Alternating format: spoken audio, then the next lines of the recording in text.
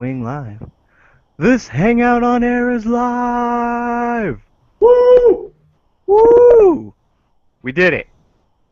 Took a lot of preparation, a lot of button clicks, but we did it. Way more preparation than I thought it would have. It actually went smoother though than I expected, honestly. I did because I got on before and tried to work everything, and it was a lot. It wasn't as smooth as I thought it was going to be. Okay. Well, Walk Show Chatter. That's the name I came up with because I couldn't come up with anything better. That's at this time. Maybe we'll figure out a better name in the next 5 minutes. Chatter sounds Tomorrow. good though. Yeah, I thought it worked. And basically, we're just gonna do a little back and forth, chit chat about games, about the culture, about what's going on, and if anybody joins in, feel free to join the conversation, ask some questions. We'll talk about it. We'll all have a good time. There we go. So, first of all, I'm Austin. I work on Average Joe Gaming with my buddies Brian and Will, and write about games, review games, make videos about games, do a lot of that stuff. And with me today, I got Jay. Jay, introduce yourself. I am Jay, but you can call me Prophecy the Prophet. Everyone out there, intrawebs land, Prophecy the Prophet. I am part of something I just started called Duller TV. I do the same thing he does. I'm going to start reviewing games and doing all that extra cool stuff. Reviewing let's plays, a couple show ideas, the Sad Clown, independent. Talking about indie games. Literally same exact stuff that Average Joe Gaming does. But That's what because everybody's doing. That's the cool thing to right, do. it is because nerd culture is great. Yes, nerd culture is fantastic. We'll get to that later. Fingers pointing. Uh, yeah, well, thanks for joining me today. Appreciate it. Thank you. You're welcome. I don't know if you were talking to me or the people. You specifically. Okay. Um, yeah, so I just to start things off, since we love games and I'm sure we're playing a lot, figured we just start out by saying what we've been playing and ask about it. Jay, what have you been playing? I have been playing. You know what? I know what I've been playing. I've been playing The Amazing Spider-Man 2, and it's a bad game. I want to jump out there and say that it is a bad game. It's a bad game. How's it a bad It game? is actually the gameplay. The gameplay of it is it's archaic and kind of unfun. It's a simple every combo or everything you do results in you pressing square 6 or 7 times, maybe circle, maybe triangle to dodge, and go back to square. But but it gets one thing right: web slinging. Isn't that what every Spider-Man game has to get right? No, well, yeah, that's what you would think, but they usually get it wrong. The last game to get it kind of right was Spider-Man 2 on the PlayStation 2. The last Yeah. that was on or PlayStation 1. Yeah, it was on a previous PlayStation console. That was the last time it was gotten right to my standards. It For the seems like past, it seems like it's the last game anybody thought got Spider-Man right in general. agreed. That's the. Oh no, I think the fighting system and a lot of stuff from Web of Shadows was done right, and how you can switch on the fly between the black suit and the red suit and all that kind of stuff. That's actually probably my favorite Spider-Man game of Recent memory. recent memory. But this one gets web slinging right. It attaches your left hand to the L2 or left trigger, and your right hand to the right for R2 or right trigger. And if there's not a building on your left hand, you go for the left. He'll make a smart ass comment about how there's no building on the left. So I watched Giant Bomb do the quick look on their page, Uh-huh. and I don't like Spider-Man's voice at all. I want to say it's Jude from Tales of Exilia, and I It just feel like his voice just doesn't fit with other it Spider-Man voices I've heard. it could be, but his voice is I believe his voice is the same voice. He did the voice for the first Amazing Spider-Man game. And it doesn't bother me. I still would prefer. I can't think of the voice actor's name, but the guy from the Amazing Spider-Man series in the '90s. Oh His yeah. his voice is Spider-Man to me, and he should always be Spider-Man. That's just like Nolan North should always be Deadpool because He is Deadpool. And Kevin Conroy should Right, always be Kevin. Batman. Right, exactly. That's another thing I felt very upset about. I figured the guy that played the King, they have the Kingpin. Spoilers, they have the Kingpin in this game. What the? Right. They got the Kingpin in this game, and they didn't get they. I know the guy can't cost that much unless he's dead. If he is, God rest his soul. But if he's the guy from the Amazing Spider-Man series, this, Oh, this voice. same guy? No, if they didn't get him, Oh, I know. and that's what upset me. He sounds like some. I don't even know what to say. It's not a good fit for. He sounds like a random fat guy instead of the special fat guy that the Kingpin is. He's a special kind of fat guy. What does he lisp or something? Now, he sounds actually like a background thug. That's what his voice sounds like. He should be a background thug. Nothing against the voice actor that played him, but growing up and having Wilson Fisk be a certain voice, I'm kind of spoiled on that voice. Yeah, I know what you mean. Um, yeah, that game it didn't look great. It's review wise. I've been seeing everybody's just not doing well, but it got one thing right, which is web slinging. And there's a bunch of costumes, and each costume has a different perk. So they're moving in the right direction. I think Spider-Man games should just be $20 downloads and just be all about web slinging, basically. Do like web slinging time trials. That would actually be great if they did like a Mirror's Edge Spider-Man type of deal. Yeah, that would be sweet. I'd play that. I'd spend $60 on that game if they gave me just that. But like, I'll spend $60 on anything because I'm stupid. I am Activision's, EA's, Sony's, Microsoft's dream. I'm a guy who buys everything every week for no discernible reason besides I like to play everything and I like to be part of the relevant conversation of games. Yeah, I try to, but sometimes the money just isn't there. Yeah. You gotta make a sacrifice. Do you feed your kids or do you play video games? I'm joking, internet. I actually feed my kids sometimes. Sometimes. Well, they're kids. They don't need to eat all the time. It's not in the Right. Constitution or anything. Right. They I mean, can have little. they can have weapons. They don't have to have food.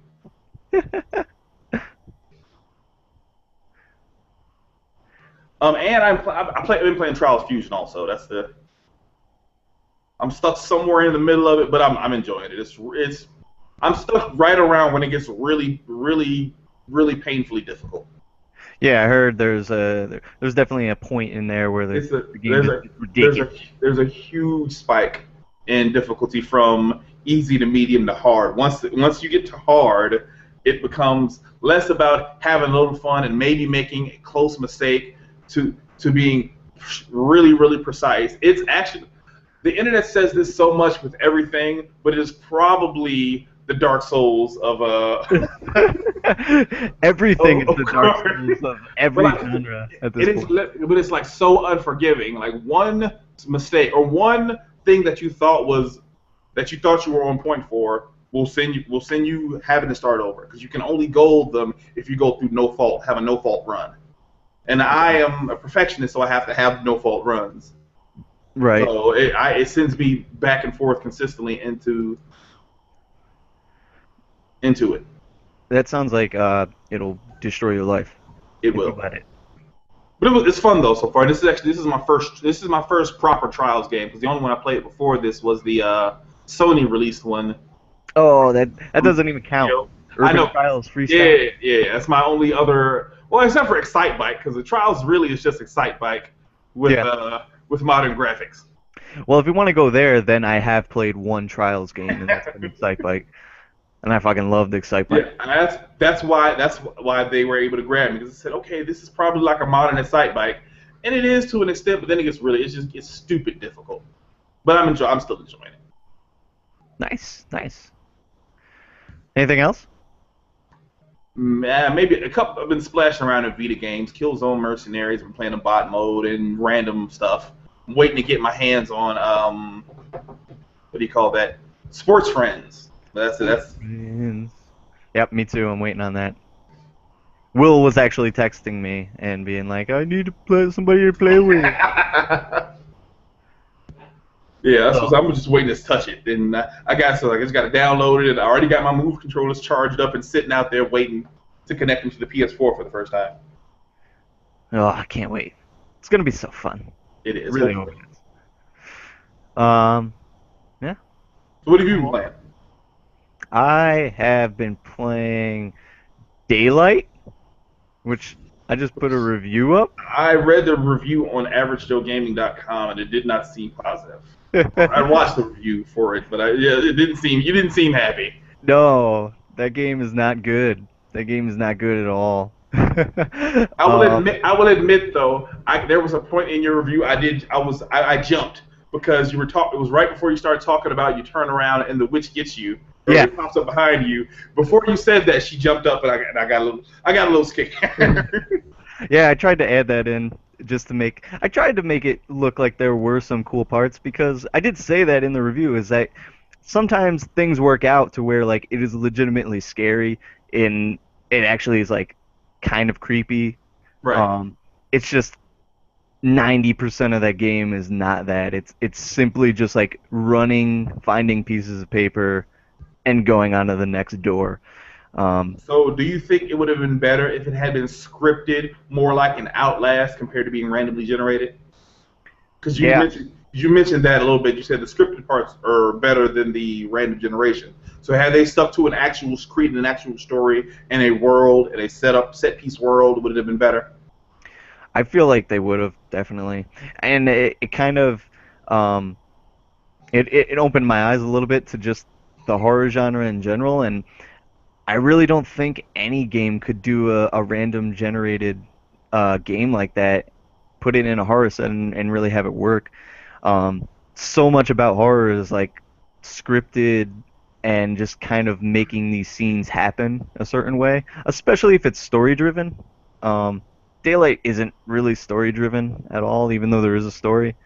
Um, but like Outlast, so much of that game is like things can kind of go haywire and crazy if you let them, but a Hmm. lot of there's points to it, Okay. and it drives the whole game forward, and it creeps you out when it needs to, and scares you when it should.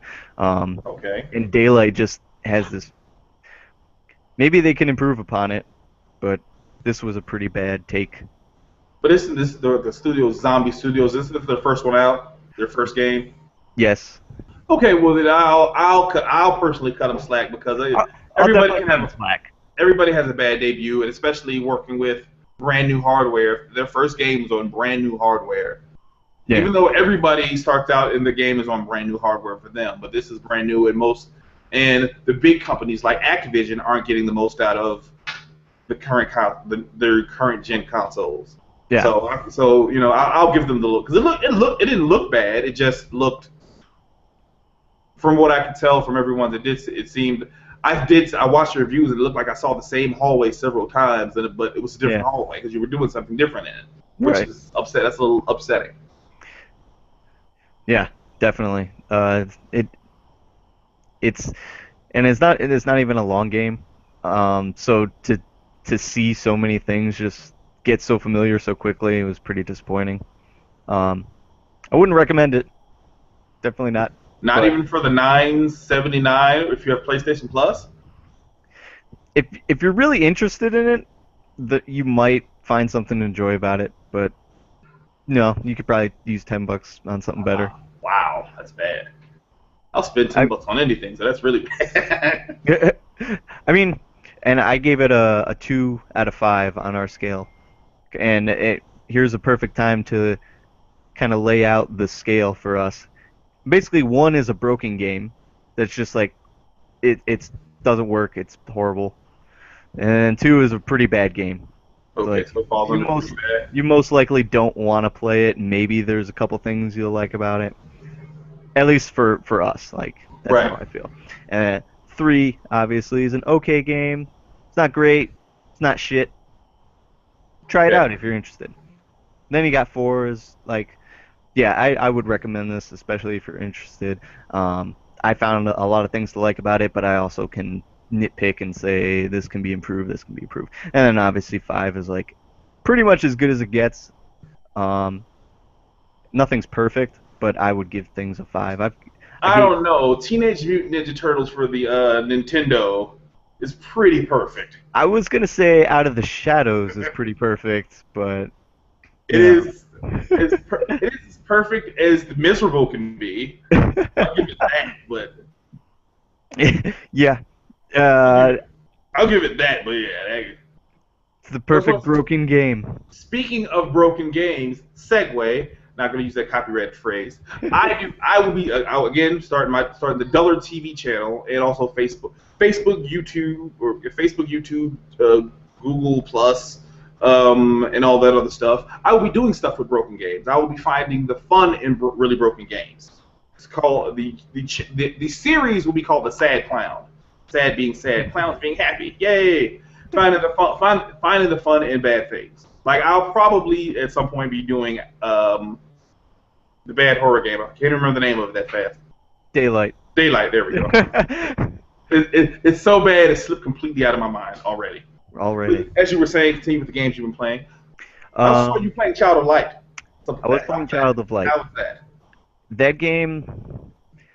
That game also like I had really high expectations of it. What happened? Can you see me? Yeah, I can see you still. I'm still there. I think. Are Whoa. you still there? Yes. I don't know. Something weird popped up on the screen. Um, Child of Light is kind of disappointed me because I had such high expectations of it. Um, Where did it disappoint you? it disappointed me, number one, in the writing because they talked up that the writing and the rhyming and that whole scheme of how they came up with it and how it was from the Far Cry 3 writer, and I just heard interviews with the writer a whole lot, so it seemed like that was something they were hanging their hat on. Ah. The writing is pretty bad. Like the rhyming is childish. But Um, but you're playing as a child. I figured that's what I picked. It's even called Child of Light, so I just figured it. it's true, but it could have been much more interesting. And the scheme itself, if you're trying to rhyme it in your head and follow a rhythm, there's so many times where the rhythm just breaks, and I was pretty disappointed with Oh. that. And like, I'm not tooting my own horn, but I was English like was my favorite subject in school. I was pretty good at poetry. Like I felt like I wouldn't have gotten lost so many times or gotten frustrated with how the rhymes were written. Maybe that is why I found it disappointing too, is because like I kind of had that experience background a little bit. Ah, okay. Um, so there was that, and then the second thing that kind of frustrated me is the battle system. And I talk about it, and people think like I just sucked at it, but it wasn't that I sucked at it. Like the game is pretty easy. I played it on normal, and I had one character get knocked out my entire playthrough. Okay.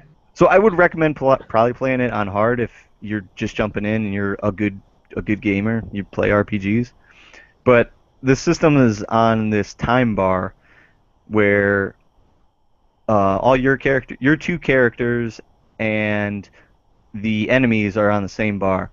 And once you pick an attack, you have like a waiting phase that everybody goes in. And if somebody gets attacked within that waiting phase, they'll be interrupted and go back to the beginning. Now, it's a cool system because it was kind of in the Grandia series. It sounds kind of easy to exploit though. If you attack somebody right at the end of the waiting system, then you'll stop them every time. You'll Right. Um, but it won't put them back at like the complete beginning. Like they'll still Okay. have a head start, so you won't be able to keep doing it, I guess. You can also kind of mess with their time by hovering this orb on top of them and lighting them up, Okay. and that'll slow them down a little bit. So it's kind of easy to exploit for your part, which is cool. Like it's rewarding in that sense. But there's times where you'll have three enemies, and it just seems like it'll go on a cycle sometimes where you're getting constantly interrupted. So you're getting like no matter what Ah, you do, you're getting knocked back. getting sent back. Okay. Um, and you can defend to kind of block that from happening, but it it just draws out the battles way too long, I feel like. Oh. Then on See, top of that, there are certain enemies where if you interrupt them, they have a counterattack for that. So the thing you're supposed to be rewarded for doing, like timing this appropriately, knocking them back, you're now that doesn't even matter because the enemy has like a counterattack that'll paralyze you or something. And I'm like, okay, what the fuck is this? is there any way to counter that, or is it just so you just have to grin and bear it? You pretty Because much just have to grin and bear it or try not to interrupt them. I downloaded it and it was getting ready to start to play it. Then I said, I wanted to set up, I wanted to do a stream or do some gameplay of it. So I told myself to hold off because Hmm. I got a backlog longer than the Great Wall. So um, yeah, but so those are the two things that just disappointed me. Um, with that said, I still really like the game. Uh, the traversal and getting around everything, because she can fly, the Aurora, um, and like just flying around the world and exploring, finding like these secret rooms where there's treasure chests. Um, that feels awesome. I really like it. The visuals are gorgeous because it's made with the UbiArt engine, yeah, and which made Rayman look really good. So that's what I like how the aesthetic of it looks really nice. I I'm worried about. I was worried about the same a lot of the problems you had, so that kind of puts me off a little bit. But I've already paid for it and the DLC, so yeah, it's definitely a good game. It's worth checking out. But I really had high hopes, especially for the writing, and that kind of let me down. Um, but yeah, like aesthetically, that's the perfect thing to say. Is aesthetically, like the game is near perfect. Like the music is great, mhm. the visuals are great, the like level design and stuff looks amazing. Um, it's just those certain problems in the battle and the writing itself. Okay. Yeah, that's basically what I've been playing. This past like week or whatever. Those are my two main things. So now we were talking a little bit about nerd culture earlier. Yeah. Yeah, that nerdy stuff that goes on. Uh, you got something to say about it, I think, right? I have something to say about everything because I'm a loudmouth. But Yeah, so go ahead, go ahead. okay. Yeah, I want to throw out there how nerd culture has become, for the most part, a large part of what popular culture is.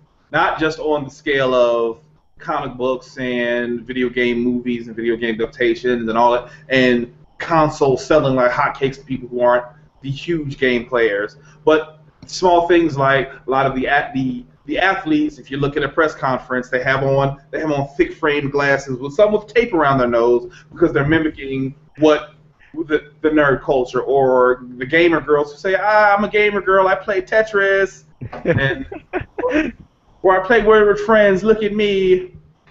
You know, how it's being negatively and positively it's negatively and positively affecting the true nerd culture Yeah.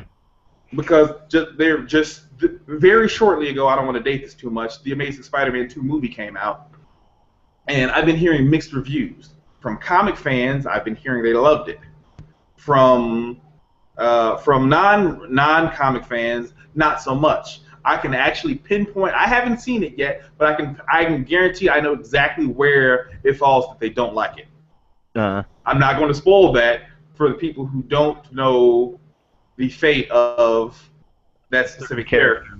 Yeah, Right. but I guarantee that's where people have problems with it. But again, that's like when people complain about someone spoiling the Great Gatsby movie.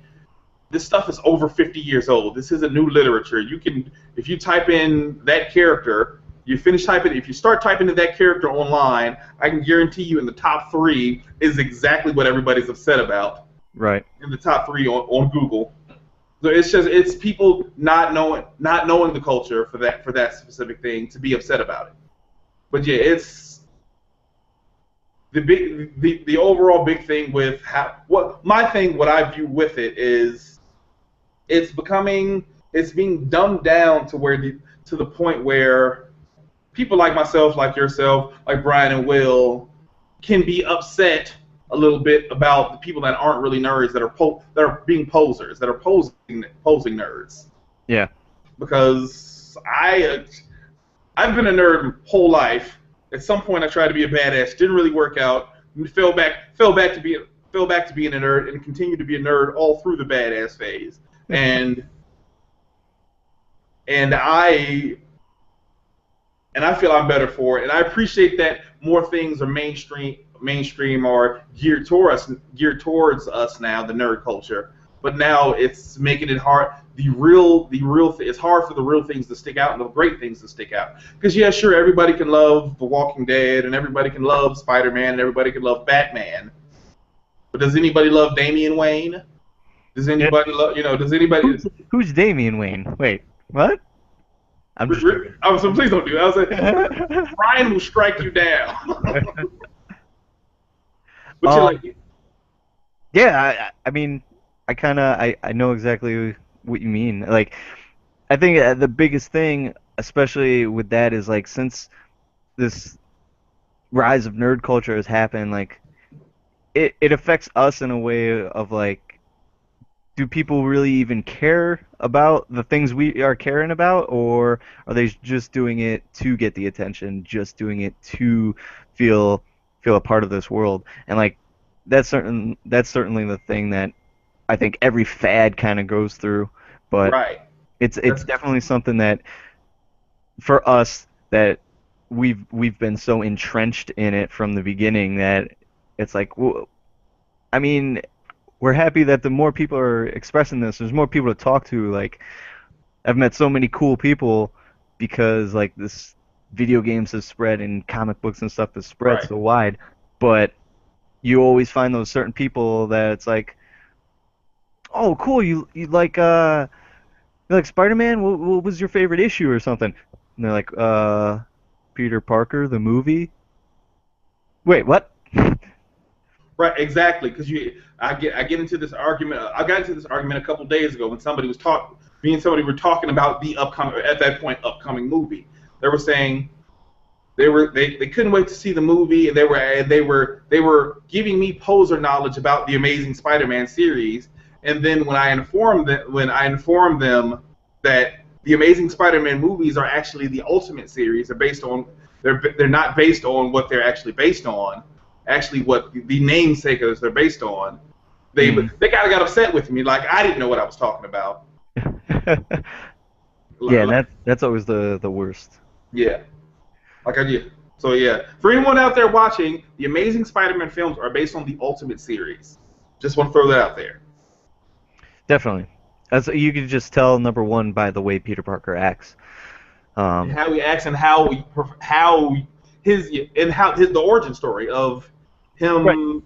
Actually, they still use the origin story for the most part from the from the Amazing series, but with the whole parent thing, that's where that's definitely the Ultimate series.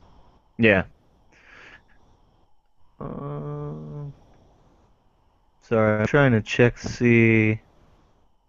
One of the guys is saying he's trying to chat, but it's only asking him a question, or like only letting him ask a question or something. It could be that. That would be stupid though, but Yeah. it says to list all available commands. I think everything has to end with a question mark. So just type whatever you want, end with a question mark. Mm. But there should be a chat. He should be able to join the chat. You know? Let me do it. Jay just chatted in the chat. Um, can, can you go to the chat icon on the video screen? To put a little bit of filler in here while Sorry. we experience these technical difficulties. Um, I have a piece of nerd history that will, if it can be made out, it's actually pretty cool, and it kind of circular in a way. This is a poster of almost all of the old Star Wars comics. Great thing about it is all these comics, almost all these comics on this poster are put out by Marvel, Oh, really? which are now the same company. Yep, except for like one is I think one is Dark Horse, but like actually no, they're all Marvel. So they've come completely full circle and working together again because of their owners. And then I got this sweet A New Hope in Japanese Yeah, that's pretty poster. awesome. Sorry, let's see if we got the chat working yet. No, we're Sweet. we're just gonna go to the question thing though, because if I go in the question thing, I can see what he wrote. He said No, this Spider-Man series is much better than the last movie series.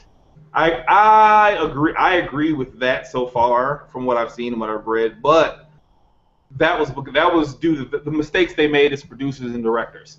They Yeah. made they made a mistake who they cast as Venom or slash Oh Eddie man. Brock. Ooh. they What made were a they thinking? they made a mistake. That was a huge mistake. I would have preferred to see Brock Lesnar as Eddie Brock I compared to Topher Grace. I completely agree with that. You need a Like, Venom needs to be a big meathead. He needs to be stupid. yep. He needs to be. They went with the right angle with having him hard luck because that's how it plays out. He just has a hard luck life in the couple of months meeting Peter Parker, and then he becomes someone that hates him. I appreciate that, but they picked the wrong person to play him. They played too much in the third movie. They played too much into the love storyline. Even though Spider-Man is a big love story, it's always love triangles going on with Mary Jane, Black Cat, or something with Gwen Stacy, or any of these other characters. Right. But you can't. Again, this is a big budget action movie. If we want a love movie with any of these actors, we can go get them. They're out there. Talek If says we no. if The mistake they had was making it using Tobey Maguire and the love story. I don't I agree don't with think that. I so. think I think Tobey Maguire was a good Peter Parker. I like him. I agree. You're going to say the same thing I said. He was a Peter great Peter Parker. Parker. He wasn't a good Spider-Man. He was a Right. great Peter Parker. Yeah, I thought he worked in that role, and then once he put on the suit, it was less believable. Yeah. Whereas And they Andrew Garfield is I think he's so better. much He's better. better in the suit. Agreed. Yeah. If they could have somehow did that, had someone in the suit and out the suit be the different characters, it would have worked. Mm, But I don't think that'll ruin that story's continuity. right. I think. Um, but kind of getting back to what we were talking about originally, um, even with these movies, like I was talking to Brian and Will earlier, and even in the nerd culture, like I feel like comic book movies are all there is now. Like that is the blockbuster movie for the past 5 years, it seems like, and it Yeah, just keeps getting bigger and bigger. Like agreed. it is the most popular film out there right now. I'm even getting sick of it myself, and I love comic books. I love superheroes, and like I feel like it's enormous in its popularity. Um, and It, I don't know if it's ever when it's gonna die down. it's gonna die. It's gonna die down just like the heavy action movie, the Bruce Willis and Arnold Schwarzenegger type of movies from the '80s and early '90s. It's because those characters aren't believable anymore. You need superheroes always have problems. They have the problems of who they're facing in their normal lives, along with who what person they have to fight. This person that can find out their identity. They have a lot of those problems, and it works for the good tug and pull drama. It gives you they're not perfect on either side. They're really fucked up on both sides of the coin, and they're just trying to balance how bad the situation is and try to not keep it bad. Right. In your old action movies with Stallone and all these guys, they had snappy one line. They were Duke Nukem. Duke Nukem is the perfect. He's an old action hero figure or old action hero, and we see what happened to him in his modern role. It didn't fit anymore. Those guys don't fit right now. Superheroes and the comic book culture, they tell a better story. They tell a better story, and Mm. people like a good story, and they can identify with a comic book because you don't have to tell a brand new story with um, with a comic book. These are already established characters. You can lay out the base of their story, but you don't have to give too much. You don't have to give too much backstory because someone in the theater will explain it, even if they don't want it. Even if they don't want it to be explained to, they're going to explain it to everyone that's sitting there. Right. I feel like that's all one of the biggest problems though right now is all the comic book movies are trying to do a complete origin story. Every movie, like they're always trying to fill something in, and just recently with like the new wave of movies, it seems like they're actually finally starting to kind of get away with that, starting to focus less on the backstory and kind of just get Well, into well, the they main make they make plot. it easier. The Avengers made it easier because they didn't have to give anybody except for well, they didn't really give Hawkeye or Black Widow a black backstory. No, not really. You didn't really have to learn who they were because it doesn't matter because they're not real superheroes. They're just kind of good secret agents. Yeah. They're like Darkwing Duck or Hong Kong Phooey. They put the suit on and they're okay, but you don't really care about them outside of the suit. Hong Kong Phooey, number Good. one super That's a guy. good show. That was a good Uh, show. Fucking love that so shit. yeah, but so you don't have to care about who they are. But you already knew Iron Man's story. You already know Thor's story. You know everybody's story, so you don't have to care about that. You can get in directly into the action, and that's where the new comic movies, and that new part of geek culture is able to fill in the gap of the old action movies because they're supposed to be releasing a new Terminator movie. I can guarantee you it'll flop and it won't touch the first two movies because it can't. It's a different era. I think a new Terminator wouldn't flop, but it wouldn't be nowhere near on the same level as the superhero movies. What happened to what was that last Terminator movie? Oh yeah, I don't remember because no one cared. Wasn't that Salvation? Salvation, yes, I didn't see Salvation. it.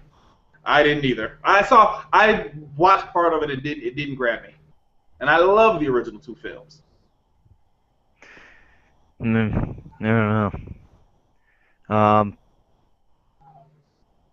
Yeah, so many superheroes. So yeah, that's what I'm saying. It's just so much in geek culture. It's for people like myself. It's very easy to almost become a hipster in how how I feel about everyone who tries to involve themselves in geek culture. Because say, you know what, you don't know this, you're not cool. You don't know who who in the Ultimate series who takes over the Spider-Man costume after Peter Parker dies. You don't know it's Miles Morales. You don't, and I feel like an asshole and a hipster because I feel that way.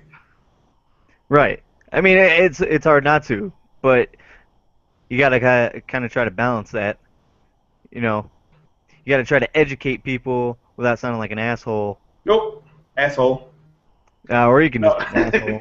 I mean, no, yeah, that's what I've gotten to that point where if someone says this, I assume I give them a certain amount of rope, but then if they don't, I tell them, I explain to them, I help them out because no one in their right mind now would focus on would focus on all the stupid stuff. I forewent a lot of friendships in my life to focus more on video games and comic books and movies and stuff like that and music. Because that was my choice. It panned out. It panned out luckily, but who would have known that everyone else would have cared about the exact same type of things? yeah. Um, it. Sorry, I'm reading Talik's little spiel. Talking about Captain America is good, Sue's really good, Thor was okay, Iron Man great, Avengers bad but funny. What? Avengers Terminator was not bad. Terminator is too old now. Thank you. Exactly. It's an older franchise. It needs to be let down gently, let go. Stick with the old movies. Let them be classics. Don't remake them. And just leave him be. Yes. Leave him be. I said there's hundreds of comic book stories out there. They still can make a good Ghost Rider film. No, they can't. I'm sorry, I lied. They can't make a good No, Ghost Rider. some things are just better left Yeah. dead. They, they have the Guardians of the Galaxy, which for the most part is really obscure and no one knows. So this is a good story to tell because only very hardcore people know the story. Stan Lee, who worked for Marvel for several years and created one of the characters, didn't even realize he created one of the characters. He Yeah, made Groot and didn't even realize it. That's how obscure they are. So that's a good newer story that people can know and learn because right. they It's actually interesting yeah. because we don't know what's Yeah. next. Right. Um, but you know, the hipsters will come out of the woodwork and be like, well, they got this wrong about the movie. They got this wrong about the movie. It's totally Well, when they nothing can like the comic books. when they can stop wearing their glasses and their tight pants, then they can tell me how to feel about my fucking life. Um, I agree with you though. I think we're all kind of turning into hipsters.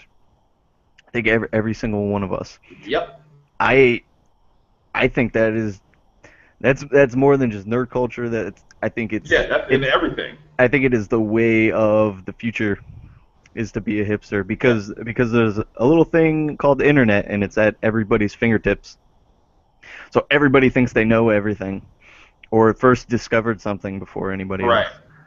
Um, it's messed up. I Right. think everybody just we all got to be a little bit more humble Yeah. about things. Humility would be a lot better, but no one. I don't think anybody's willing to go that route. No, because definitely not. because you have to admit that you're not perfect. That's where that comes from.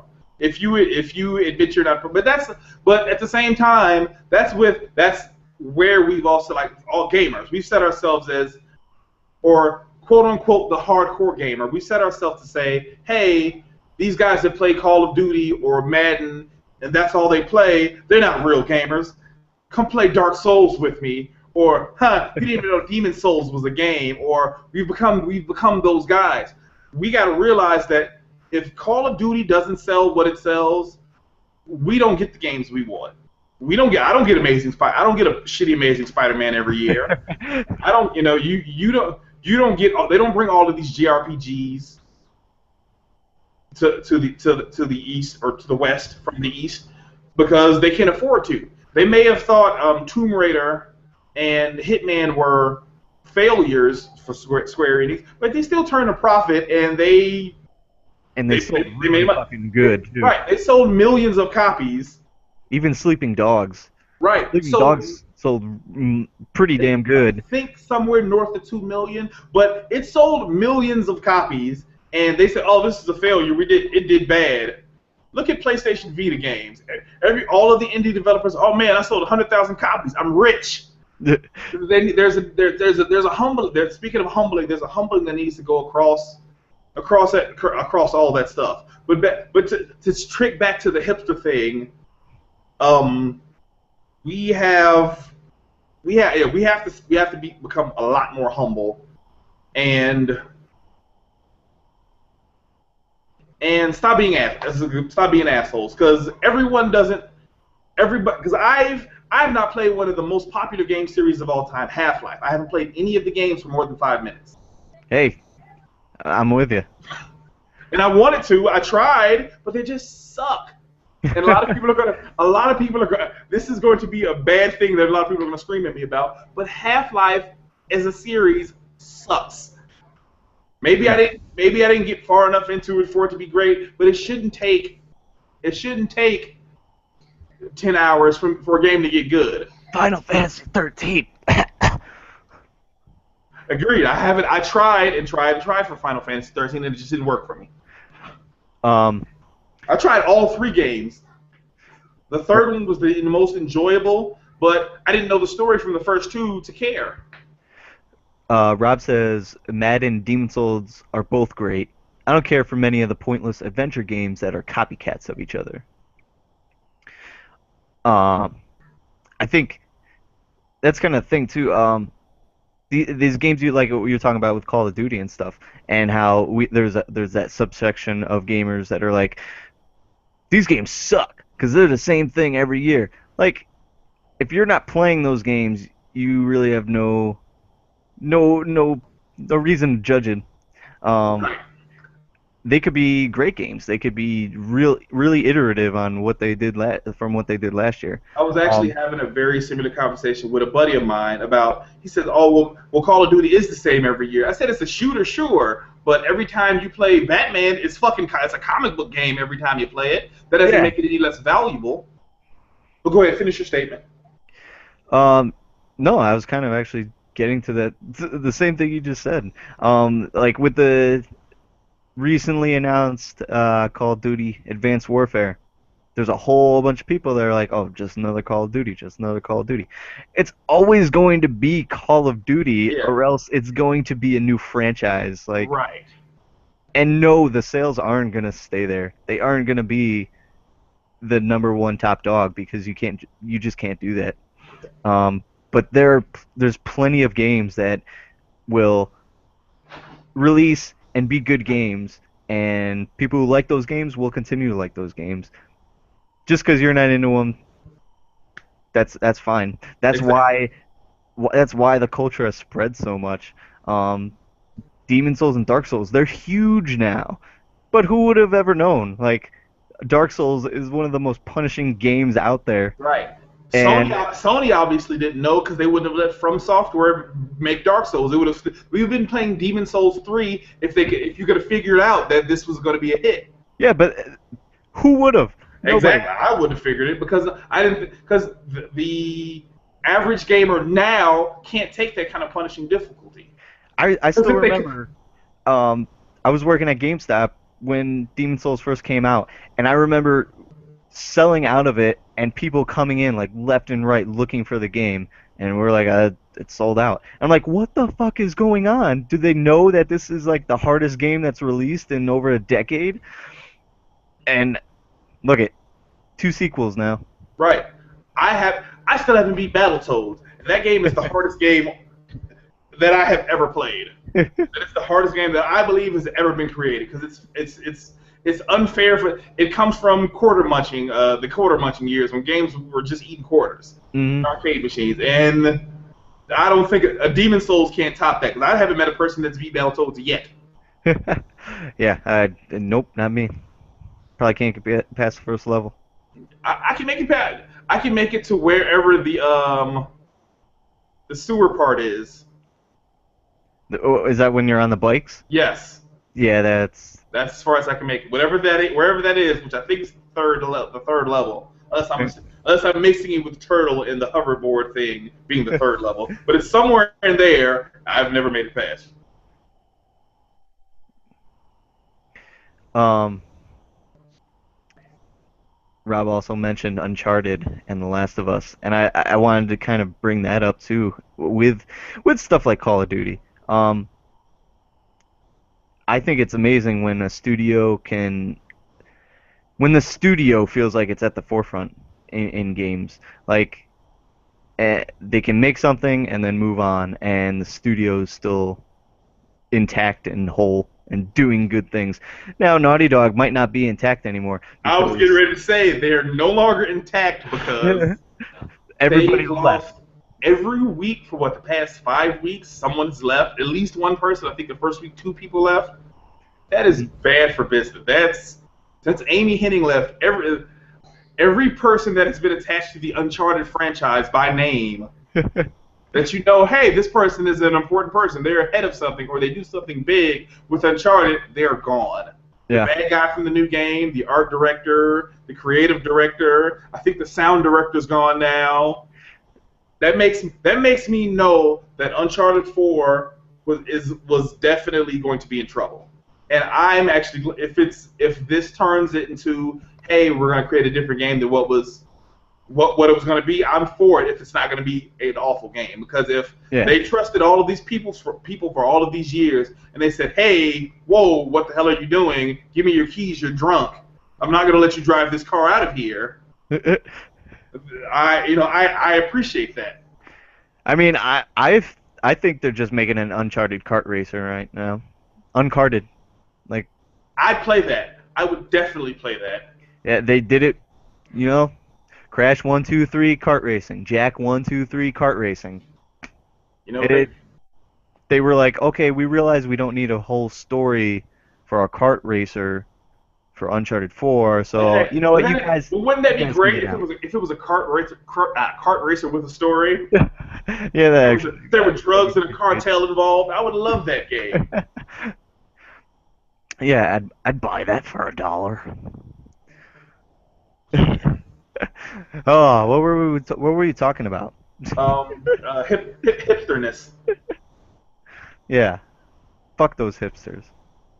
Hey, I'm a hipster. You're a hipster. We're all hipsters. I That's know. what it's just it's loving something so much, and then other people wanting to learn, wanting to become part of, it, and you realize, hey, no, this was my thing for all of these years. You can't have it. It's mine. That's what that's where it boils down. That's where it is. It's just wanting to be Right. is wanting to be at the forefront of it. Hey, I discovered this first. I was part of this before you were. Oh, there's the question part. I got it. Haha. Yeah, you kind of gotta go through and like delete some of the old ones. Um, yeah, I feel like the biggest thing too is like it's so easy to judge a hipster too by being like, oh, they're not into it, but it's hard the other way around. Um, being a hipster and like just wanting people to enjoy something the way you want to. Right. Um, that's something that I always have trouble with. Like, I love video games so much, and I'll go out into the real world and be like, talk to people that play video games, but all they play is Call of Duty. Like, I can't talk to them about any other game. And that's always disappointing. Like, I wish I could suggest a game, and people would be like, oh, that sounds really cool. Yeah, let me check that out. Something like Child of Light.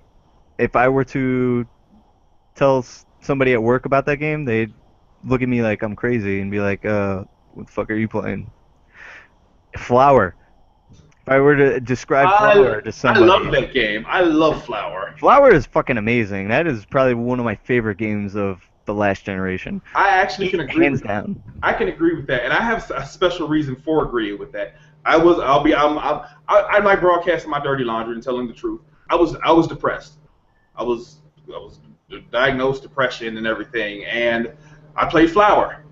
It was one of the things that helped ease my mind and helped ease the panic attacks and the stress I was going through. That game actually probably, I'm not gonna say saved my life because that sounds cliche, but it definitely helped me relax and realize that there is peace in this world.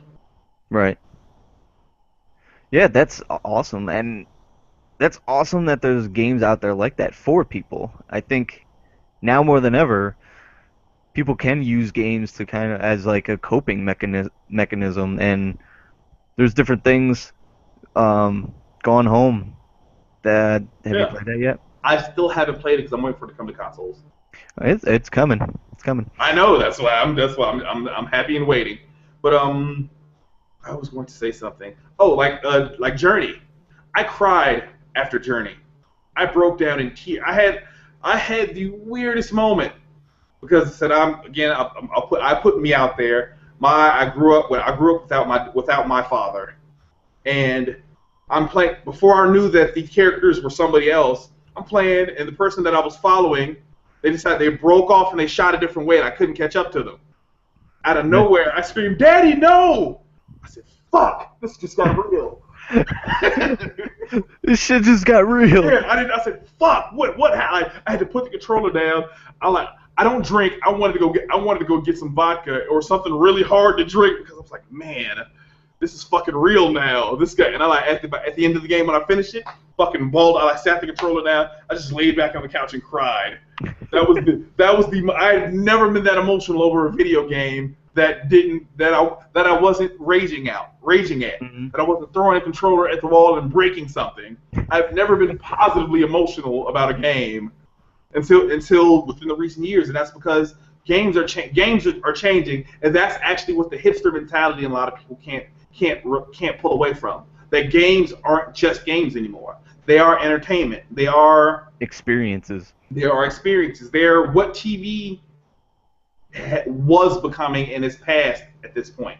The TV was when TV was a young medium, and oh, that's just that idiot box, and it was this. But then they started giving you real stories and telling you things and giving you things like every year the Ten Commandments comes on at some point in the year. People watch it, and that's something that happens. You cry when you watch. You cry when you watched. Keeping Up with the Kardashians. Right. Oh, right. I did when. Yep. When Chloe puts on pants, I just cry. I like those fuller figured gals. Every time she puts on pants, I cry. But when in the season finale of Friends, when Rachel and Ross, I don't care if people don't think black guy watch Friends. I watch Friends, goddammit, it's a good show. when they finally got together and she didn't move and all that stuff, TV made you emotional like that. Video games do the same thing. At the end of The Last of Us, won't spoil it, that was another very sad moment. The beginning of The Last of Us, very sad moment. Yep. In Uncharted 3, when I thought this one character had died, very sad moment. Yeah, games are changing. Video games are becoming something, and not all people are grasping that, hey, video games aren't just video games, they're more than that. Yeah. Okay, I want to ask you this because it popped up in the question. What do you think of Big Bang Theory? I like the show, but I'm looking. Do you think it is good or bad for said culture? I don't think it hurts it or harms it. I think the perception that people give it, that all nerds are like that, is what harms it. That's just a subset of actual rocket scientists. Right. One of them is an actual rocket scientist. They're not your average nerd. They are by no means, because if they were your average nerd, by no means would any of them sleep with a hot blonde unless they paid for it. Or unless she said, hey, I'm going to latch on to one of these rich guys because they're going to take me somewhere. Not saying that's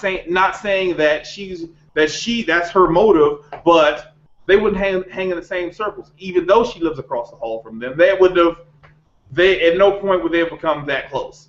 Because there's an intellectual barrier of what they can actually talk about. You never really think about that in the show. There's an actual intellectual barrier, because if they're talking, I got an uncle of mine, and he used to stay with him, and he went on a date with this younger girl. He was in his 30s at the time. The girl was a couple years younger than me.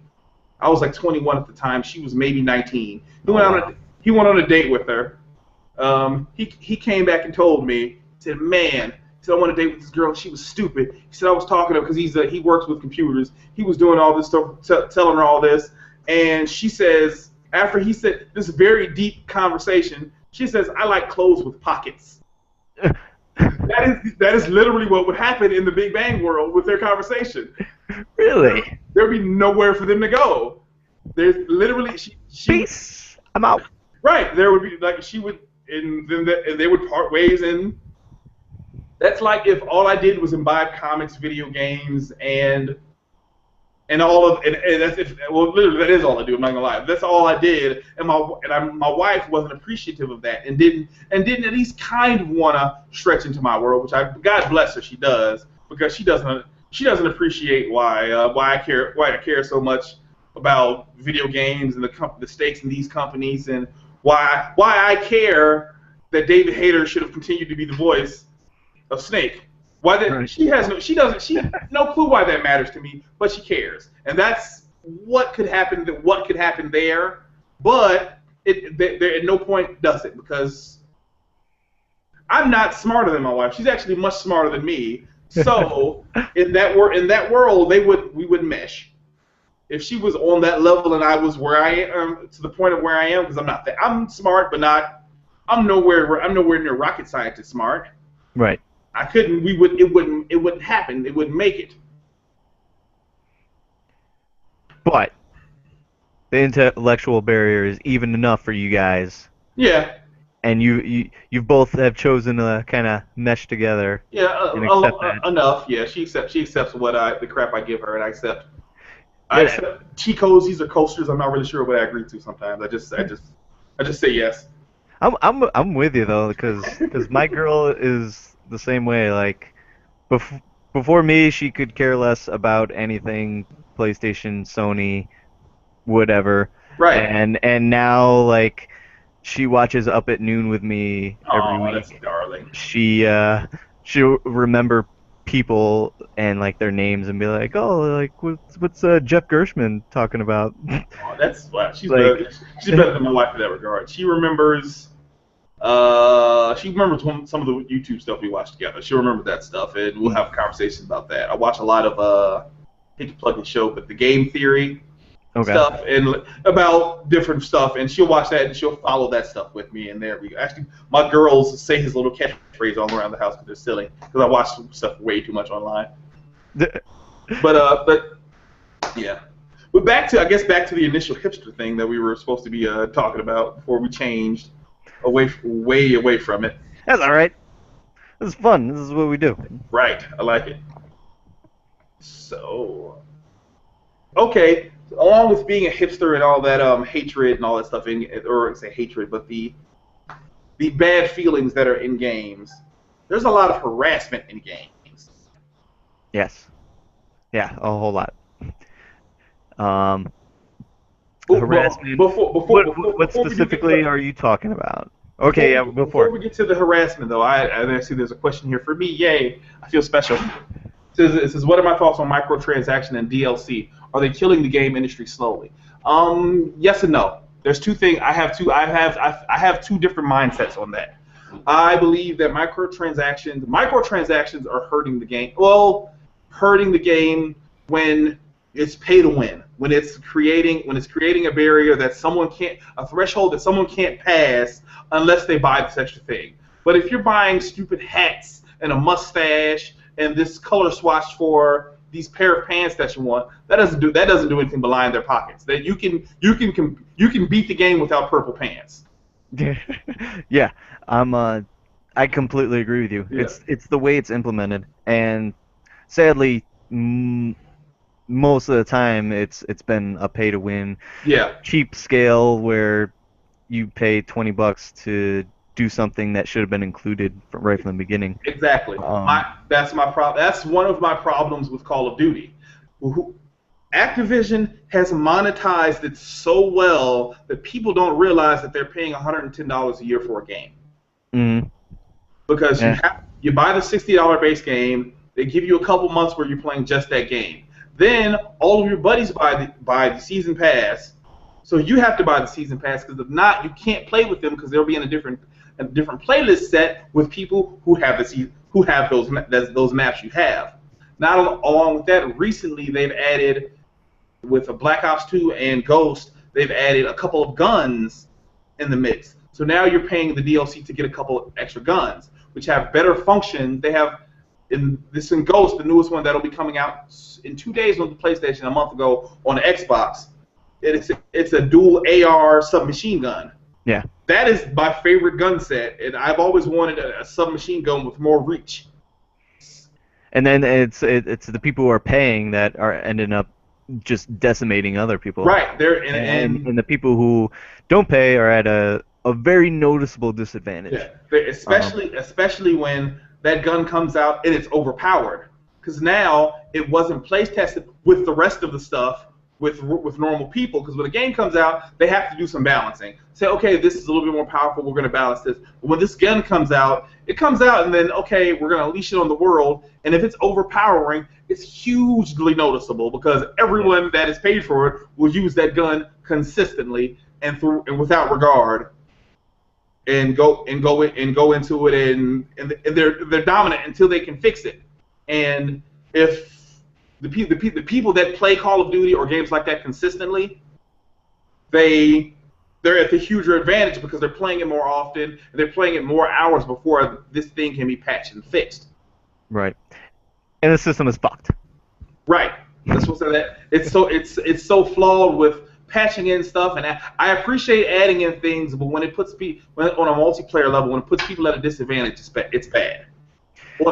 On a single player level, I don't. I'm not. I'm a fan of DLC when it does things right, like add to a story or add some extra levels, or it's something that okay, here you go. You beat the base game. This you can play. You can play through the new game plus, or the you can play through the game again with this thing. God of War 3 did it right with the armor that changed that allowed you to have certain drawbacks or perks. They said, hey, you have to beat the base game first. You have to beat the game, then you can go back through. We're going to stop you from getting trophies, and you can play through and do whatever the hell you want. You're having fun. It's your game. Play it the way you would like to.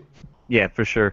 I'm all for single player DLC because 99% of the time that isn't affecting your core game. Yeah. I and I'm so happy like I've gotten to play the Last of Us DLC Left Behind. That was amazing. Like the It was BioShock DLC. phenomenal. I still haven't finished the BioShock. When I started Episode episode 1 two. is horrible. Episode 2 is I way finished better. episode 1 and I started episode 2 and episodes 1 everyone's rags on it and says it's really really really really bad, but it wasn't awful. It played like BioShock Infinite. If you bought the DLC expecting it to say, oh, they're going back to Rapture, I expect this to be just like the original BioShock games, you were kind of fooling yourself. Yeah.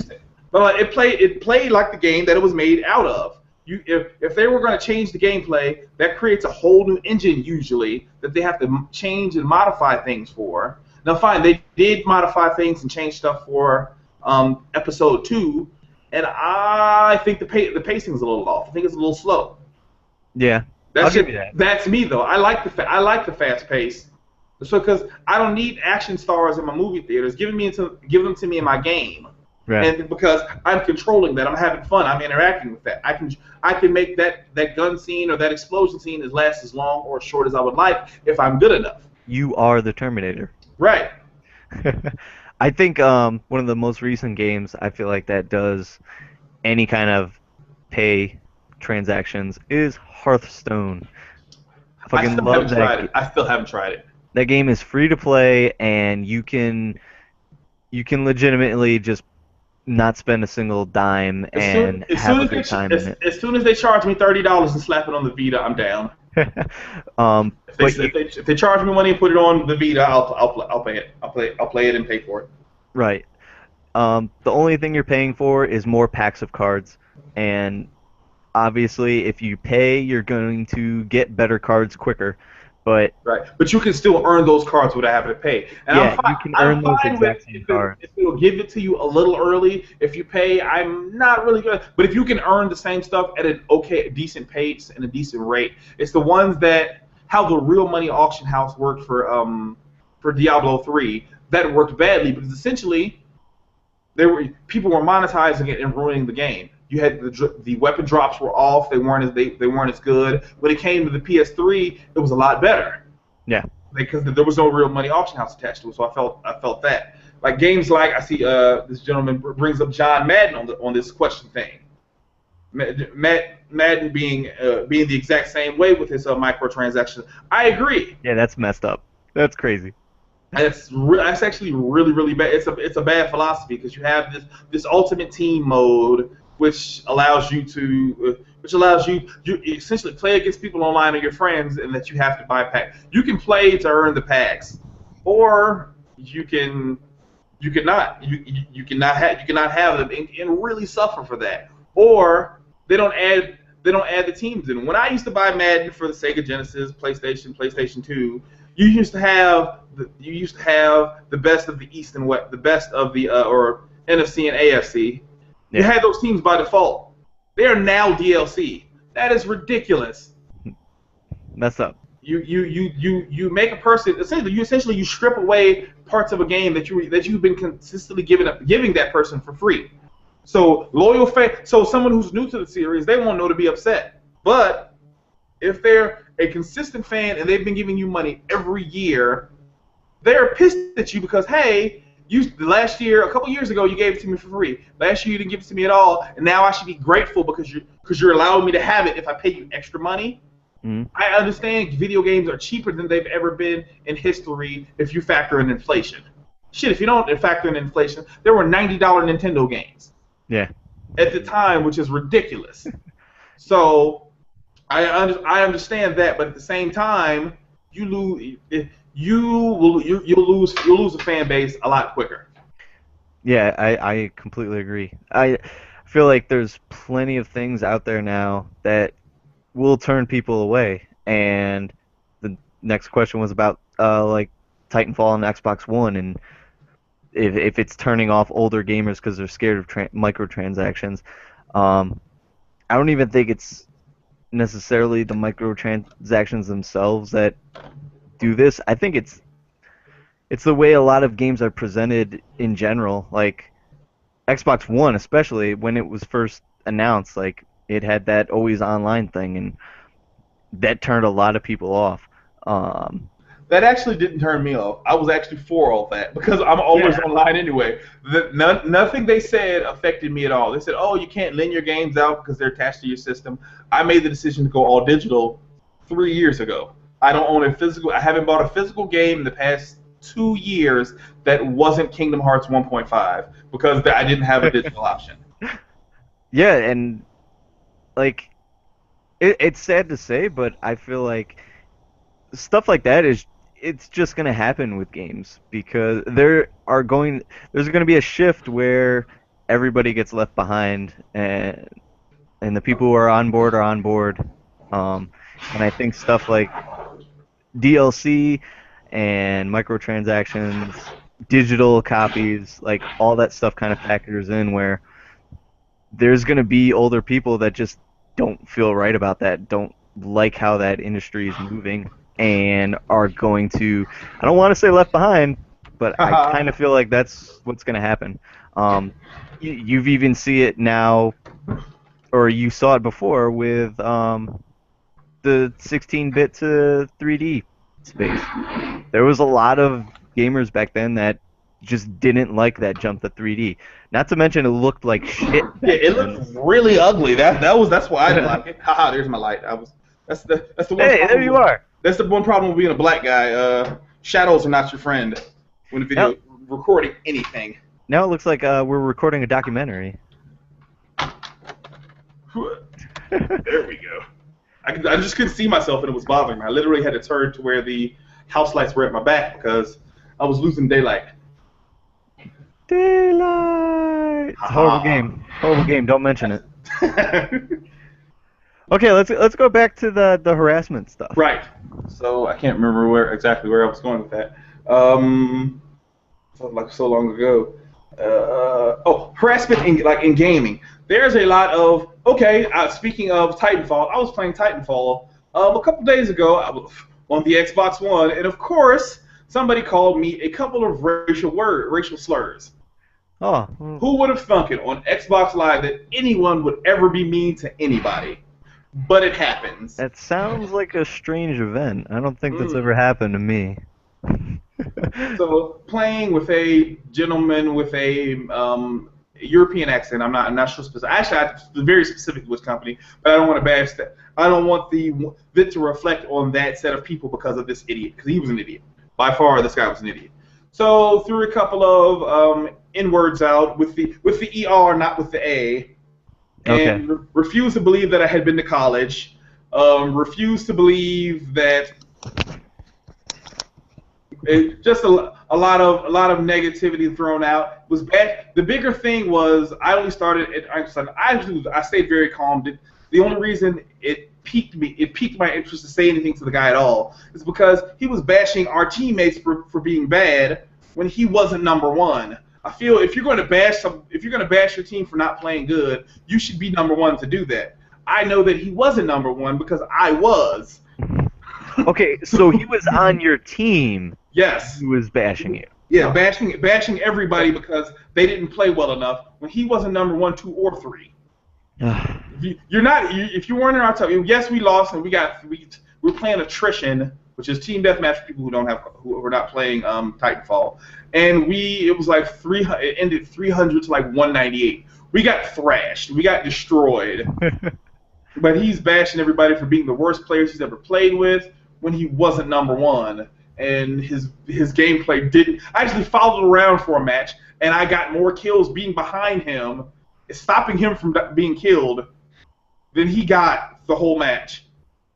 because I wanted to see. I said, oh, let me. I said, but if he's gonna bash people, and then I wanted to keep an eye on his game, see how his gameplay when I was how I was bothering his gameplay when I was telling him the truth about stuff, because he swore up and down. I was all kind of profane words and all that kind of stuff, Yeah. and that that he wished slavery was still going on. Oh wow. Yeah, this guy was hardcore, but I literally, he called me a bunch of bad things, pushed through it, kept going, and I actually, as soon as he realized that he couldn't push me to the point of that he couldn't push me to the point of being angry or making me upset. He actually became friendly when he realized. I guess when he realized that I wasn't the words that he thought I was. He thought I wasn't ignorant or stupid, because he was very stupid. Right. The bigger thing was he swore up and he said, "I wish you were still in slavery." He said, "I said, well, well, and I brought up something about there being slavery still existing." He said, "No, slavery's over." I said, "It's over in America, sir." I said every pair of gym shoes you ever wore is from some kid in a foreign country making them against his will for no or little money. He said, "No, slavery's ended all over the world." He said, "That's what Abraham Lincoln fought for, right?" What? Right. Okay. And at that point, I mean, even if the guy comes around, like, This is when you don't want to talk to people like that. This is when I realized that he was an idiot. So I kept egging him and pushing him and pushing him and pushing him. Then he realized that he couldn't get a rise out of me, and that I was again a better player than him. He had no quarter to back into. He started being friendly. And that's when I said, "You know what? I don't appreciate that, because I don't feel that's genuine." And that's when I left. Right. I left him once I knew I had him beaten. That's when I left him and let him beat him the same way. Agreed, and I see what's posted here in the questions. Agreed, that is what party chat is for. I wasn't playing with anybody, and I usually mute everybody, but I forgot to this time. I always mute everybody because it's usually a bunch of kids and high-pitched noises, and I have two little girls. I have enough high pitch in my house. I don't need it in my shooters. Right. Or any game that I'm playing. So I usually, unless it's a RPG, a Japanese RPG, then I need high pitch voices from the guys. Yeah, I'm the same way. I usually androgyny. I mute everybody because because if I don't know them, I usually don't care about their conversation. So just to counter that, they're gone. I usually don't care. I don't listen to them. So, but yeah, there's harassment on both sides of the ball, developmentally and as the players play. Because that guy harassed me, and I can guarantee you, if I was a woman, it would have been the same quality of harassment, except for he would have definitely friended me and asked me to show him my tits, and he would have definitely dick picked me with the Kinect camera. I'm sure of it. Without a doubt. So we're getting there's so much harassment, even on the side of the game developers. Every but the majority of popular games, you're playing as a white male protagonist. There's very few games that are popular that you're playing as a woman. Very few games that are popular that you're playing as anyone that's Black, Latino, Indian, Native American, or any other race of a shade lighter than or darker than the norm. And so I agree that the average video game. I agree and understand that the average game consumer is not of a brown complexion, but you already told that guy's story 100 times. Exactly. Call of Duty, and again, I play them and I enjoy them for what they are, but I can only be, hey, I'm a Marine, let's go shoot brown people so many times. You can only kill the Arab community so many times before someone actually does that and say, hey, this game is at fault, and say, hey, no, it's not. Video games are just video games. They're not. We can't have it both ways. Video games are either art that evoke emotion, which can be mimicked, or they're video games. We can't back into a corner and say, hey, damn it, I lost light again. Hey, these video games are just video games. They're not anything more than that. No, especially when so many of them, especially now, are reflecting real life in so many ways. Like the military shooters, I mean, you can say what you want about them being like Yay! I got light pretty again. male fantasies and stuff like that, Right. but the fact is, like, they are realistic shooters, and the fact that every one of them is your a white dude in his 30s, but he's always got a sidekick that's a black guy. Like, why is it always like that? Like, it gets to Right. a certain point where we can change these roles around, like, and we can tell different stories. Yeah, exactly. That's I was looking at the DLC stuff, the season pass stuff for we call it Watch Dogs. Yeah, There's only one. I was looking at it and look at what the one of the I guess the only character that you're gonna get to play as the DLC was a character. I'm not gonna say his race. I'm gonna let you guess, Austin. His name is T-Bone. T-Bone. I'm gonna say he's a black guy. Right, and and I understand that they could have called him anything else, and it's not. Well, I'm happy and ecstatic for him to be the character because that seems to be that's what Ubisoft is pushing for. That the main character is this person, this guy, and they did it with Black Flag. The add-on DLC was someone of a different race. With Assassin's Creed, Adewale. yes, with Assassin's Creed they had you playing as a young native boy. I'm like, and I appreciate even though the game was bad and it almost made me hate the franchise. I'm with you. I didn't even get to play as the Native American guy. That's how, Wow. that's how short I played that game. I played all the way through the game. Then when I realized, oh crap, you're playing as his father the whole time, and then you jump to playing him. I have to relearn all the assassin stuff that I just learned in the past 6 hours. Nope, I'm finished. I have to learn and grow up and be limited to because I'm a kid because you're playing as a kid in That's this savage world. Yes, I was fine with that. I was done. I didn't need it anymore. I didn't need it in my life at all. Yeah. I think all the harassment and the online stuff comes from kind of that right there is like we're not getting enough experiences, and the fact that everything right now is so um anonymous, and nobody has an identity at first. Like, I think it just feels like so many people get a free pass and they don't care what they say, um because they feel like they have no repercussions. Right. I do feel like I don't know if it's the right solution, but stuff like with the PlayStation 4, how you can do like real name suggestions. Um, I almost feel like if more people were playing and you could see their real name, They would be less. I agree. They would be less likely to be an asshole because hey, if somebody screams out your real name, yeah, then the shit just got real. yeah, Plain and simple. Um, I don't think we'll probably never get to that point because in the end no, there are like safety risks and stuff like that if kids are on. yeah, right. Agreed and exactly. That's why everyone has their online name. That's this. That's whatever it is to protect their identity. Mm, But well, actually, the thing I did like, I made that guy that I spoke about. I immediately reported him on the thing because since Xbox has the if you're an asshole, you're gonna eventually get grouped in there with other assholes. And if you're a nice, good person, if that actually works the way that they say it's gonna work, hopefully he'll be an asshole enough where people report him enough, and yeah, then he gets flagged, he gets dropped down to and pay. then he'll be with the other harassers, Right, and they can all harass each other and scream at each other and hate each other together. and then I'm throw all the for throw I'm the all game. for if people can hate each other together. Let all the people that hate each other do that to each other. Let those savages be savages to each other. But that's a good point you make too. Is like getting together and reporting to people.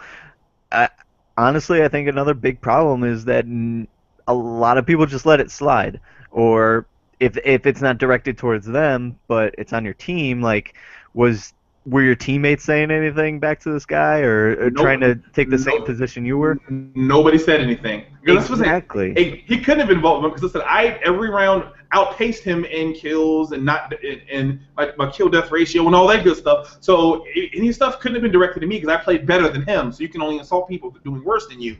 But I refuse to idly let by and let him bash somebody because what if they're sitting there, they're having fun playing their game, but what he's saying is coming through their surround sound, and their kids hear that, and their kids hear the word, I'm gonna say it, the word nigger thrown around 100 times. Hey, daddy, what's that? Then they have to Yeah. explain. Wow, how do you explain that to a kid? That was I tried to I about 6 months ago I was watching this special on the public PBS or whatever you call it, and it was about slavery. And my stepfather, my mother's husband, is white, and obviously I'm black. My kids are black, possibly. I'm not sure. I don't really look at them that much. But no, but but so I'm watching this, and they said, "Hey, Daddy, can we watch TV with you?" I said, "Sure." For not realizing, you know what, this is educational. Not thinking about, hey, this is about slavery, and that they would eventually ask the question, "Hey, what is slavery?" That is the most difficult thing. That like, because there's the harassment, the harassment side of their future is, hey, I have to explain to them in a way that they don't immediately hate their grandfather, because my mother's husband is their grandfather. Right. So I have to explain. You have to explain, especially with kids involved, where you have to, hey, this is people don't take the time to think, hey, what if a kid is listening? Even though he shouldn't be listening because this is an M-rated game, they shouldn't be anywhere watching it. Sometimes that happens. Parents slip through the cracks, or regardless, you don't want to teach bad behavior to other people. Right. Because I was nowhere near as aggressive as I became once I started playing multiplayer shooters. I've become much more of an asshole, and I was cursing people out. I took a much more zen approach to it because I've relaxed, and I realized that why the hell am I so aggressive? That there's no reason for it. That's what this guy, I'm like, that's what this guy, like, he needed a hug. I told him I said, you sound like you need a hug. You want me to come find you and give you a hug? He said, what do you? He said, that's kind of gay. I'm like, what? A guy giving you a hug? So I give everybody hugs. So I've probably hugged more men, hopefully, than my mother has. Cross my fingers, because that's just gross in my head. But you're like, but why? What? When did a hug, or when did any of these things become negative? When did being a nice person to someone become negative? Yeah. It. I don't know. So So, it's a disappointing thing. yeah, agreed. The world has become a shell of what it once was, and because the people aren't nice anymore. That's what's it. In video games, they teach you to be this hard ass, this badass, not to care about feelings, not to care about emotions, and all of this. Along with the action movies, do the same thing. No one is willing to cry anymore. Everyone think at some point, people said, hey, video games or video games and the video game culture is this, and it's only for men, and that's what it should be, or it's only for this specific kind of guy, and that's what it should be, and it's not. That's what I said. There's girl gamers, and I don't mean the girl gamers to say, "Ha, selfie." Yeah. I'm playing this PlayStation PSP when it's a Vita, and you see them touching the touchscreen. I don't mean those kind. I mean the girls that play video games. There's nothing wrong with that. I love that. I think that is super attractive, and not in like a I want to have sex with them kind of way. I think that's like hot because they're being who they want to be. A lot of Right. girls become sexualized versions of themselves or false versions of themselves because they think that's what the world wants. They think that's what the world wants to see. And then you realize, and then they eventually realize, no, that's not the truth. You need to be who you are, and the world will accept you regardless of who you are. Some idiots won't, but the world will as a whole. Yeah, and you mentioned girl gamers, and one of my pretty good friends, Carrie, who I'm hoping to interview at some point. She just graduated from some college for game development, like as a graduate. Um, That doesn't sound really good friendish. That sounds like well, sounds she like you're a dick about she that. she moved to like Wisconsin or something. She moved to some place that's not where I am, so I don't care. But like she's had to deal with all kinds of like I don't know if I could say harassment, but it's been way more tough being a girl in that field, just because she's a girl, Right, and and like that shouldn't be. You shouldn't have no woman should have no woman or a person should have to because they're different than someone else should have to should have to prove themselves. That's what the same thing of being a hipsters. All guys are hipsters because hey, oh no, you can't be a girl because girls don't play video games. Fuck you. Amy Henning made one of the best video games ever, and I'm sure she played some at some point. I can guarantee fucking damn it. right, um, but like with a much more positive outlook, I kind of feel like in a way all this negativity and all the harassment and stuff that we're going through, it's plain and simple the fact that video games are so big right now. Yes. And they're joining so many different people together.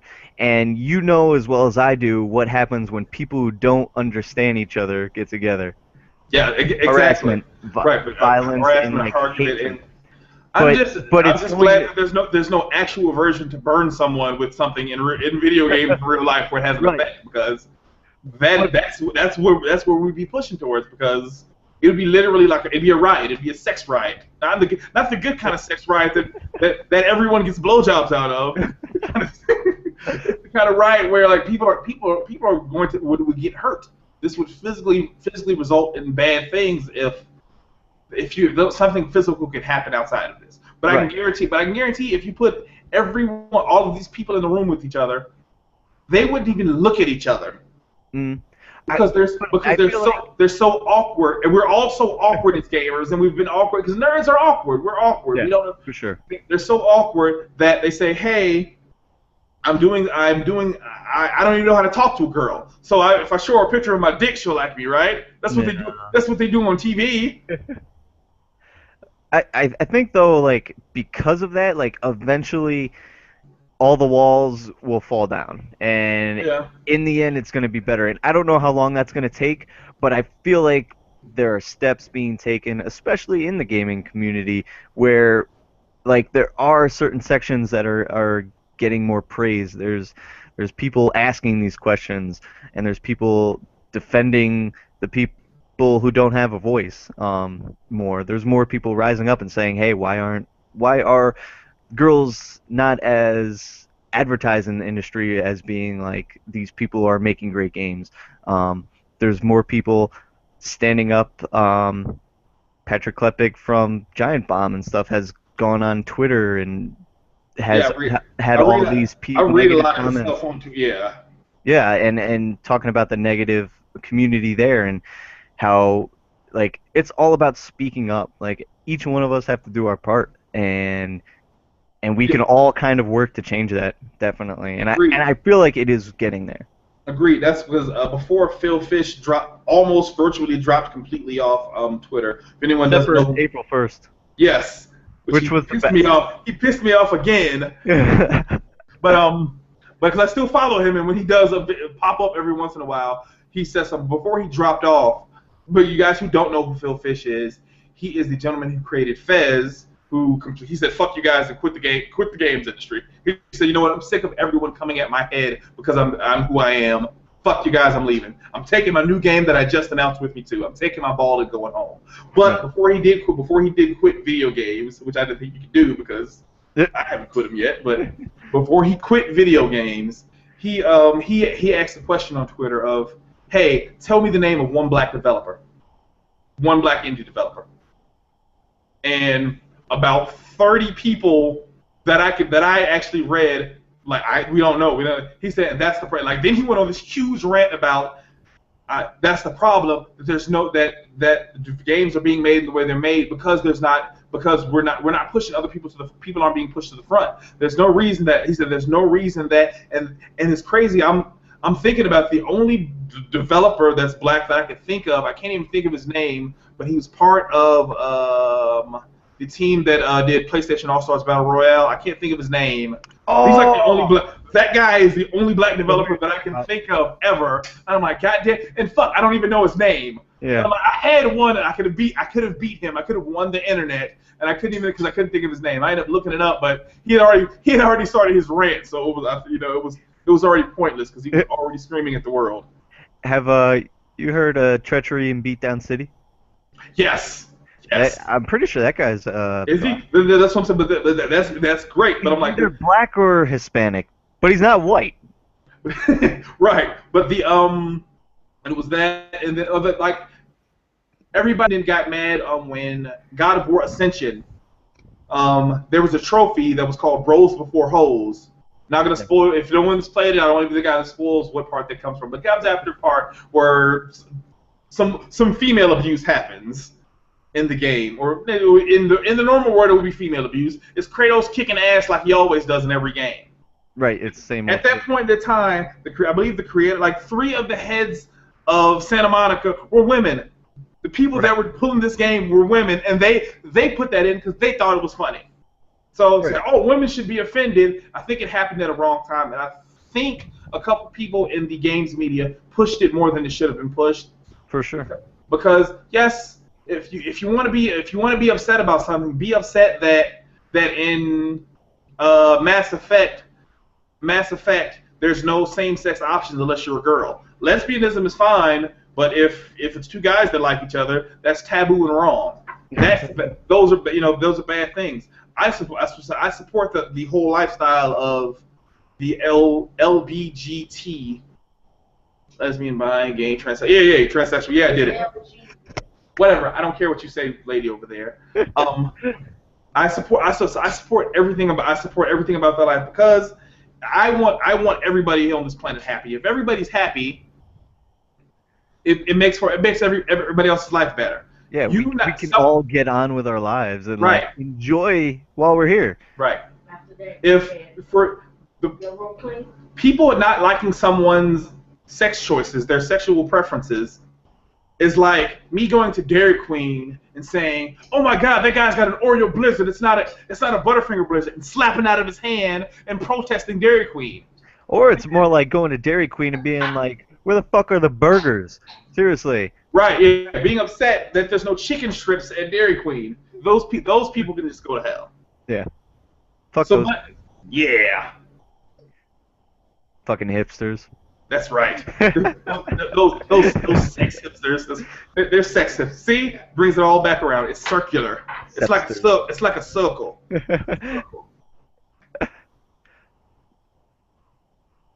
Well, I don't know. That was deep and good conversation. It was. Should do you think we should wrap it up? If you want to, if you would like to, I think that's a good place to end. I mean, you got any final thoughts? On the topic. On topic. That everyone should be better, be nicer to everybody. Don't harass anybody, because that'll make your day better. The more positive energy you put out there, the more positive energy you get back. I believe in this. I believe in Zen.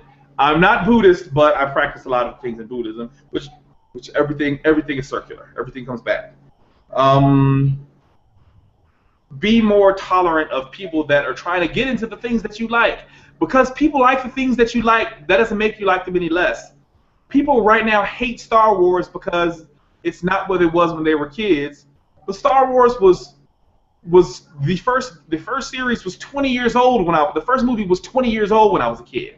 When I got into Star Wars before that, but when it became popular again, it was 20 years old. You don't have because these new movies are coming out. So point in case with the hipster thing with that, you have a lot of people that are hating new Star Wars. They said, "Oh, Luke and Leia and Han Solo and Chewie and C-3PO are in the movie. I hate those new movies." They listened directly to that and brought you all of those people, and now you're saying, "Oh, I hate those movies. They're trying to give me what I want." What the fuck? You can't be upset that people are giving you what you want. No. And finally, on my last thing on it, the nerd culture it's popular culture. It'll eventually fade out to where it belongs just to us nerds again. But while it's there, enjoy what it gives you, because when you're old, you'll have things to look back on. You have all of these great touchstones in history to enjoy and pass down to your grandkids. And if you had that granddad that watched westerns or was a wrestling fan, he said, "Hey, this Hulk Hogan guy's going places. You need to follow him." My granddad literally told me that. Those exact words. He said, "This Hulk Hogan guy is going places. You need to pay attention to him." He went So places, all right. that dates where that came from. But the people, you have something to pass down to your kids. You have something to pass to future generations. And the people that are learning the things, don't be a dick to them. Teach them. Hey, they don't know the history of this character. Tell them. Let that be your point to sit there and literally talk their ear off to A, they like it as much as you do and can appreciate it as much as you do, or B, they say, you know what, this life is too hardcore for me. I'm going to go back to doing drugs and having sex with the girls over here. And then you'll have nerd stuff all to yourself, minus that person. So you have two ways. You can either let them enjoy it with you, or you can drive them away by talking their ear off. You still get the same result. You get people that appreciate it as much as you do, or you get to be alone with it. For real. Yes. Yeah, I second everything you just said. And I feel like that for all the topics we just discussed, like it's all about just looking to the people that you don't know and accepting them. Like that's what it's all about. This world, the video games we're in, the culture we're in, just enjoy the company of others. Because Right. 9 times out of 10, the people you think you don't like are pretty fucking awesome people. Right. Um, and like I'm somebody that feels like you should always learn what you're not familiar with. So anybody watching this later on or checking it out, the one viewer right now, like I challenge you to go out and watch a movie that you wouldn't watch. Read a book you wouldn't normally read. Play a video game you wouldn't normally play. Like just expand your horizons a little bit more, and it helps out everybody. Like you were saying, Jay, if everybody on this world is happy, we're all gonna make it through life a lot better off. And if you guys are going to watch a movie, I suggest To Wong Fu, Thanks for Everything, Julie Newmar. It's got Wesley Snipes, John Leguizamo, and Patrick Swayze all in drag. I think I'm going to watch that now. It's actually really funny. And John Leguizamo looks very ugly in a dress. I just want to throw that out there. If he ever watches this, which you probably won't, you looked atrocious, but you turned it around. Look at you. You were an Empire, and you were the bad guy in Spawn. Good job to you, sir. All right. Well, thanks for joining me tonight, Jay. Thank you. Thanks for having me. And anytime you need me, I will be there. If my computer's functioning. If it is functioning. Because it is a piece of shit and I hate it so much. But I love you right now, baby. I love you. I'm rubbing it. You can't see it, but I'm rubbing it. Sure, definitely. Always happy to have you on here. You're Average Joe Gaming, whether you like it or not. I appreciate that. And because I love all of you guys. And I can't wait for Duller TV. So Yes. go, guys. Whoever's watching this, Duller TV. When it happens, you better check it out. On Twitter, Facebook, YouTube, and Twitch. I got all Duller TV is for all of them. On Ustream, it's Duller TV Gaming because some dick got Duller TV before I did. That. But everything else at Duller TV is where you can find me. At Duller TV or just type in Duller TV into anything. Or whatever your social media of choice, you / Duller TV and I have it right now. Until they make up something new. Or Vine. I don't do Vine anymore. Yeah, that kind of got old quick. Yes. Well, all right. So I'm going to end it there.